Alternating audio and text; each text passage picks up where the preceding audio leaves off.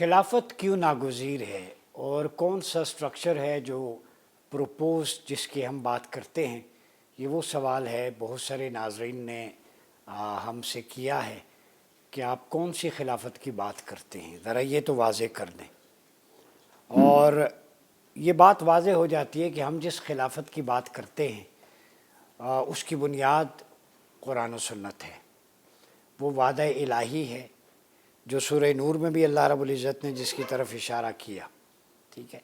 Divine agreement कह लें इसको, डिवाइन प्रॉमिस है, उसको फुलफ़िल करने की स्ट्रगल है ये खिलाफा अला मिनहाजिन नबुव्वा।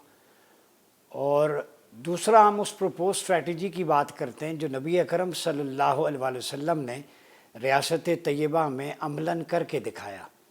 उसकी जुज़ियात, उसका मॉडल, उसका स्ट्रक्चर, इंस्टीट्यूशनल बिल्डिंग, ठीक है, कैरेक्टर बिल्डिंग और मर्दम साजी, ठीक है, किरदार साजी, ये सारी वो चीज़ें हैं जो आप सल्लल्लाहु अलैहि वसल्लम ने रियासत तैयबा के अंदर करके दिखाई। वो 10 साल जो मदनी दौर है उसके अंदर पूरे का पूरा कॉन्स्टिट्यूशन आपने दे दिया।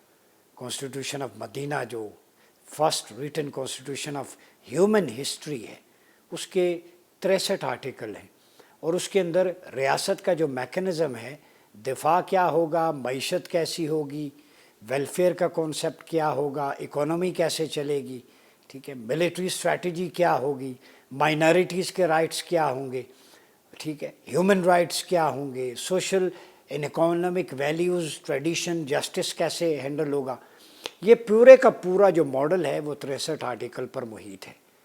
मतलब इसके बाद किसी चीज़ की गुंजाइश नहीं रहती। एक आइडियल इस्लामिक वेलफेयर स्टेट में जो उसका कॉन्स्टिट्यूशन है, आइन है, वो सारे का सारा वो आइने मदीना जो जिसे कहते हैं मीसाक़े मदीना के अंदर मौजूद है। आपको तैयार करके हुजूर ने प्लेट में रख के दे दिया।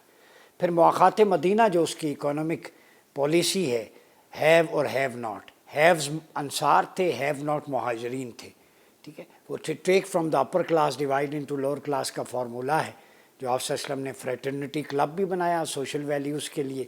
और उसके बाद उनको जॉब में नए नए एवेन्यूज़ जो अंसार वेल ऑफ थे उनकी इकोनॉमी में उनको एडजस्ट किया। फिर बात यही नहीं रहती, खुतबा हुज्जतुल विदा ह्यूमन राइट्स का जो ग्लोबल डिक्लेरेशन है उसके अंदर सारी की सारी जुज़ियात मौजूद है और इसी को कॉपी पेस्ट किया है यूएनओ ने। बास क्लॉजेज उसके अंदर ह्यूमन राइट्स में मौजूद है और किंग जॉन ने जो मैग्ना कार्टा दिया वो भी कॉन्स्टिट्यूशन ऑफ मदीना से जो है वो कॉपी पेस्ट किया गया।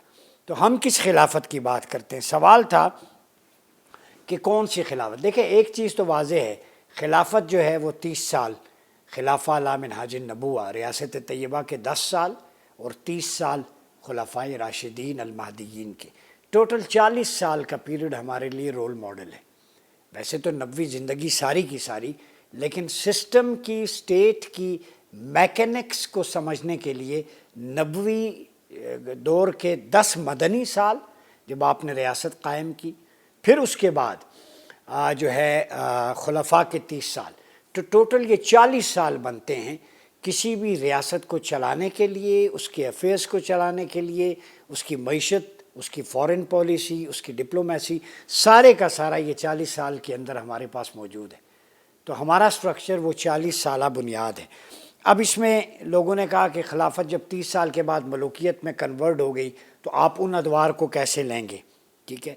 उसमें बहुत सारे इनिशिएटिव्स, रिफॉर्म्स भी हुई। तो अब इसका जवाब है कि अगर हम बनु उमैया, बनु अब्बास और उस्मानी अदवार को खिलाफत मानने से इनकार करके महज उसे मलूकियत करार दे दें तो फिर हमारे पास फ़ख्र करने के लिए खिलाफत राशिदा और दौर नबवी ये मिला के 40 साल बनते हैं। तो बाकी क्या 1300 साल उम्मत ज़वाल का शिकार थी। ये एक बड़ा इम्पोर्टेंट पॉइंट आपके सामने रख रहा, ठीक है। अलमिया ये है कि हम जो है ये बात याद रखें, तारीख़ को पढ़ने का पैमाना मगरिब से लेते हैं। जो मगरिब कह रहा है, जिस एंगल से देख रहा है हिस्ट्री को, हर चीज़ को, इवन मज़हब को भी उसी एंगल से देखें, ठीक है। मगरबी मौर्रिखीन किसी भी कौम के दौरे ज़र्री का फ़ैसला किस बुनियाद पे करते हैं कि इस कौम की सल्तनत कितनी वसी थी, एक्सपेंशन कितना था। ये मगरिब का ज़ाविया है कामयाबी का। इनके पास सोना चांदी कितना था, منرلز کتنے تھے، نیچرل ریسورسز کتنے تھے، یہ ان کا پیمانہ ہے دور زرعی کا۔ پھر محلات کتنے شاندار تھے، فوجیں کتنی طاقتور تھیں۔ تو اس مادی پیمانے کے مطابق چاہے اموی ہوں، عباسی ہوں، سلجوقی ہوں اور عثمانی ہوں، بلا شبہ مسلمانوں کے عظیم الشان اور سنہری ادوار تھے۔ ایکسیپشنز ہر جگہ پہ ہوتی ہیں، کچھ بیڈ گورننس، ظلم کے بھی لوگ تھے، جیسے حجاج بن یوسف کو میں اس میں نہیں ڈالتا، مروان بن حکم اس میں نہیں آتا، یزید اس میں نہیں آتا، ٹھیک ہے، ابو جعفر منصور، صفا اس میں نہیں آتے۔ تو جو لوگ جنہوں نے ظلم کیے وہ اس درخت کے ساتھ لگے ہوئے، وہ گلے سڑے پھل ہیں جو اس درخت کے ساتھ پھر ٹوٹ جاتے ہیں، لیکن باقی پھل دار درخت جو صاف شفاف ہیں ان کی اہمیت سے تو انکار نہیں کیا جا سکتا۔ سیم لائک دیٹ، کسی شخص کے جسم پہ پھوڑا ہے، ٹھیک ہے، تو کینسر بجائے پورے جسم پہ پہلے اس پھوڑے کو کاٹتے ہیں، پورا جسم تباہ و برباد نہیں کرتے۔ تو جہاں پہ یزید کی ظلم ہے، واقع حرہ ہے، اہل بیت کی شہادتیں ہیں، حجاج بن یوسف کا عبداللہ بن زبیر کو شہید کرنا، سینکڑوں تابعین کو، تبع تابعین صحابہ کو، پھر اسی طرح مروان بن حکم کی چالاکیاں، مکاریاں، یہ ایک طرف کرے ابو جعفر منصور کی، چاہے امام احمد بن حنبل ہوں، امام اعظم ابو حنیفہ ہوں، قید و بند ہو، تو یہ چھوڑ کے جو لوگ اچھے ہیں اس میں ان کو تو ہم لیں گے۔ اب آپ بات سمجھ رہے ہیں؟ تو اسلام کسی دور کو دور زرعی اس کی مادی وسعت کی بنیاد پر نہیں دیکھتا، یہ فرق ہے۔ میں نے مغرب کا بتا دیا، وہ جس اینگل سے دیکھتے ہیں اس میں بھی یہ سلطنتیں مور دین 60-70% ان میں علم حکمت کی ترویج و اشاعت ہوئی۔ ہاں ایسے بادشاہ بھی آئے جنہوں نے مظالم کیے، تو ان کینسر زدہ پھوڑوں کو الگ کر کے باقی جو صاف جسم ہے وہ ہماری تاریخ کا حصہ ہے، درخشاں، اس کو ہم ایکسیپٹ کرتے ہیں۔ بات سمجھ رہے ہیں؟ پیٹی میں 20 سیب کے دانے پڑے، جو گندا ہے اس کو ہم نکال دیتے ہیں، اور اس گند میں سے بھی جو پھوڑا ہے سیب کے اندر داغ نکال کے باقی کھا لیا جاتا ہے۔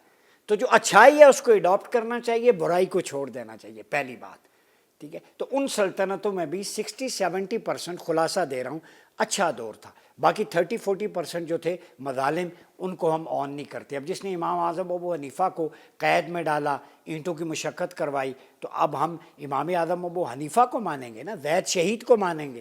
امام احمد بن حنبل کے مقابلے میں چاہے جتنا بڑا عباسی حکمران ہو، ہم امام احمد بن حنبل کے استقامت اور حریت کو استعارے کے طور پہ بیان کریں گے۔ اب بات سمجھ رہے ہیں؟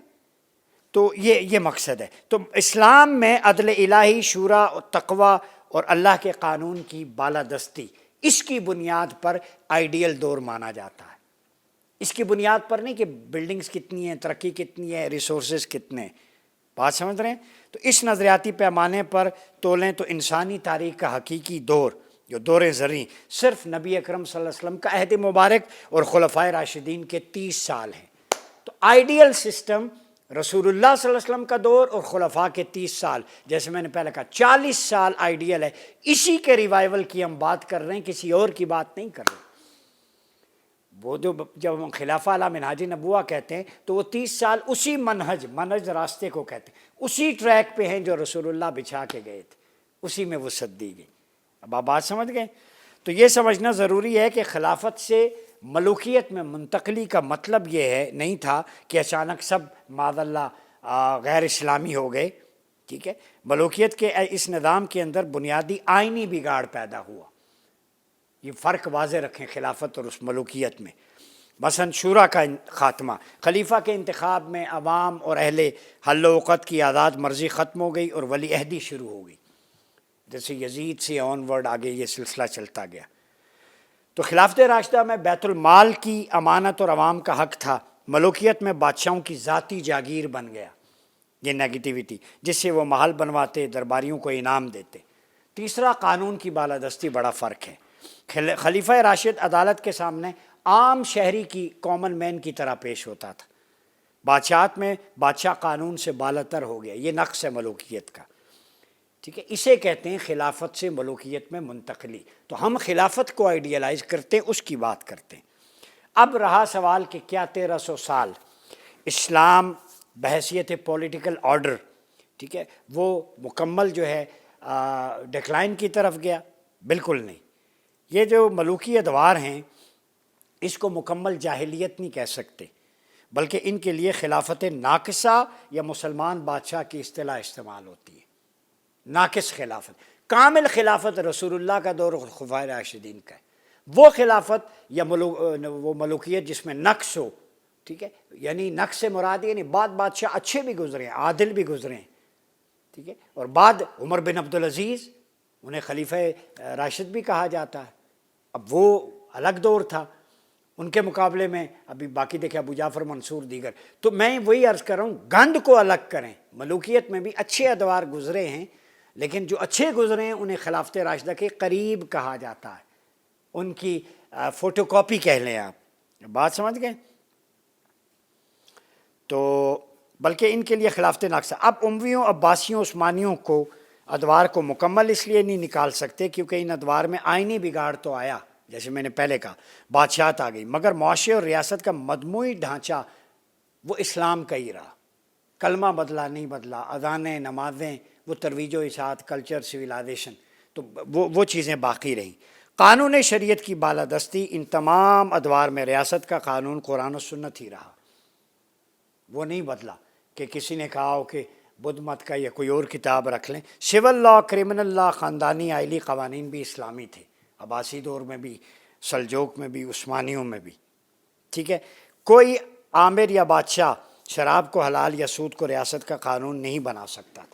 ہاں ایکسیپشن ہے، یزید حلال و حرام میں رہا، وہ تو خبائث کے دور میں سے آتا ہے، یزید کا دور وہ تو تاریک دور ہے، اس کو تو امام احمد بن حنبل نے اس پہ کفر کا فتویٰ لگایا، عبداللہ ابن عمر نے اس کی موت پہ کہا کہ شام والو تمہارا فرعون مر گیا، اس کے تو مظالم کی داستان شاہ ولی اللہ تک سر الشہادتین شاہ عبداللہ محدث دہلوی کی پڑھیں، اس پہ تو اجماع ہے وہ فاسق فاجر ملعون تھا، اس کے ہاتھ نواسے رسول کے خون سے رنگین تھے، ان کے قاتلوں کو سزا نہ دینا، پھر واقع حرہ مسجد نبوی میں گھوڑے دوڑانا، ٹھیک ہے، اس کو مباح الدم قرار دینا، صحابہ تابعین کو شہید کرنا، کعبے پہ پتھر برسانا، مدینہ خون آلود، ان عورتوں کی آبرو ریزی کی گئی، وہ دور تو میں کہتا ہوں اسلام کو بھی چھوڑ دیں، مسلمانوں کو انسانی تاریخ کا سب سے حیوانی دور تھا یزید کا دور، اس پہ تو اجماع ہے، اس پہ دوسری رائے نہیں ہے۔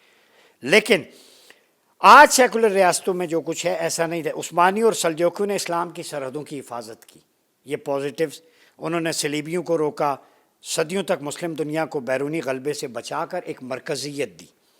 پھر علوم و فنون کی سرپرستی، عباسی دور میں سائنس اور ٹیکنالوجی میں، فلسفے میں بڑے بڑے استاد، یونیورسٹیاں بنی، امام ابو حنیفہ، شافعی، امام بخاری، ابن سینا، خوارزمی جیسے مفکرین پیدا ہوئے، تو وہ علم دوستی تھی تو یہ مفکرین نے ترویج و اشاعت کی۔ کتاب الخراج امام ابو یوسف کی اسی دور میں لکھی گئی، بڑا بڑا کام کیا، یعنی کچھ حکمرانوں نے علم دوستی کا کام بھی چڑھایا جس سے ان پتہ چلتا ہے کہ وہ علم میں کتنا شغف تھا، تو ان کو ہم ایکسیپشنز میں رکھیں گے۔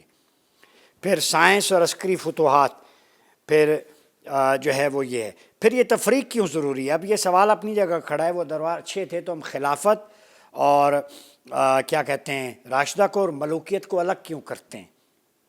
اس کی وجہ یاد رکھیں، اسلام کی نظریاتی پاکیزگی کو بچانا ہے، آئیڈیالوجیکل پیوریفیکیشن کی پروٹیکشن کے لیے ہم ایسا کرتے ہیں تاکہ مکس نہ ہو حضور کا دور، خلافت کا اور باقیوں کے ادوار۔ تو یہ ایک لکیر کھینچ دی، آئیڈیل جو ہے جس کے اندر بالکل ایک ذرہ برابر بھی نقص نہیں ہے، وہ رسول اللہ کے 10 مدنی سال اور خلافت کے 30 سال ریاست اور انتظامیہ میں، ٹھیک ہے۔ اگر ہم اموی اور عثمانی بادشاہ یا عباسی ان کو اسلام کا آئیڈیل سیاسی ماڈل مان لیں مثال کے طور پہ، ٹھیک ہے، تو اس میں کیا ہوگا کہ تو کل دنیا کہے گی دیکھو تمہارے اسلام میں تو بادشاہ نے اپنے بھائی کو اندھا کر دیتا تھا، جیسے عباسی دور میں ہوا، اقتدار کے لیے سگے بھائیوں کو قتل کروا دیتے، ائمہ کو جو ہے وہ قید و بند میں ڈال دیتے، جیسے امام احمد بن حنبل، امام ابو حنیفہ، زید شہید جیسے اہل بیت اطہار کے ائمہ کو شہید کر دیا جاتا، بڑے بڑے لوگ، تو وہ پھر مکس ہو جاتا، ٹھیک ہے، جیسے ان کے محلات میں لونڈیاں رقص کرتی، ٹھیک ہے، اس پر سید مودودی نے خلافت و ملوکیت میں بڑی اچھی بحث کی ہے۔ تو پھر ہم آج دنیا کی آنکھوں میں آنکھیں ڈال کر یہ کہہ سکتے ہیں کہ نہیں، عباسی عثمانی یا اموی دور اسلام کا آئین نہیں تھی، وہ مسلم سلطنتیں ضرور تھیں، مگر اسلام کا اصل سیاسی نمونہ وہ رسول اللہ کے 10 سال اور خلافت کے 30 سال ہیں۔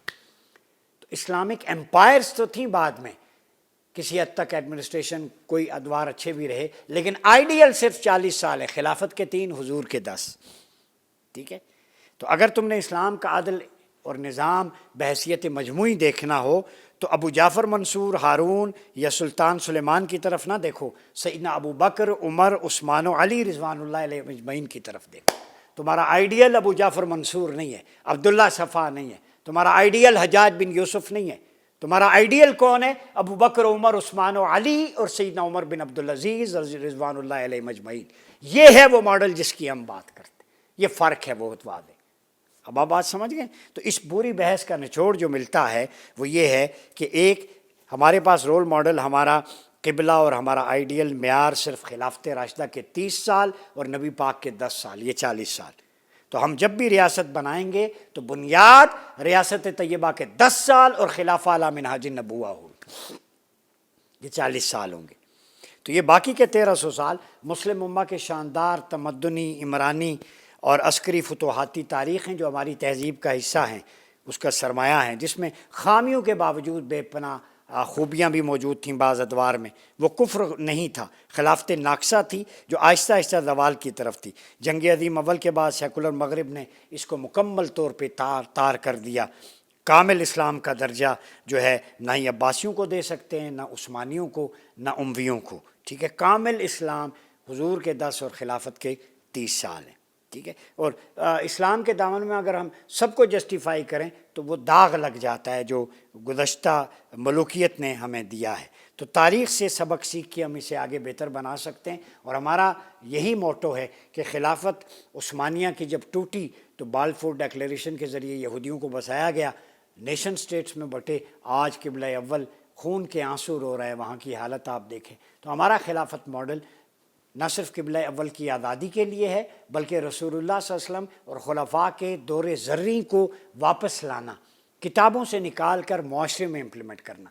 جب ہماری عدالت خلافت کے تابع ہو گئی تو اس میں یہ نہیں ہوگا پھر سیدنا علی کی طرح وہ جج کے سامنے پیش ہونا ہوگا، سیدنا عمر کی طرح قمیص کا حساب دینا ہوگا، پھر امیر غریب کا فرق نہیں ہوگا، پھر سودی کاروبار نہیں ہوگا، تجارت عام ہوگی، پھر بازار، پھر قاضی المظالم، قاضی حسبہ ہوں گے، ہر کسی کا اکاؤنٹیبلٹی ہوگی.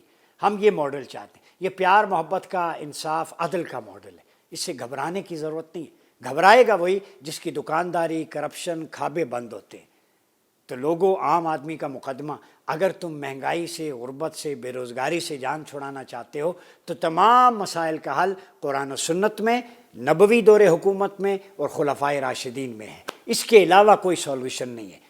بار بار آپ اس کو چکر دیتے رہیں، ایڈیٹوریل ریفارمز کرتے رہیں، الیکٹورل کالج بدلیں، جو مرضی کر لیں، کچھ نہیں ہونا. بنیاد کی طرف لوٹنا ہوگا، اور وہ بنیاد قرآن ہے اللہ کا اور فرمان ہے میرے مصطفیٰ صلی اللہ علیہ وسلم کا. اجازت دیجیے. اللہ حافظ.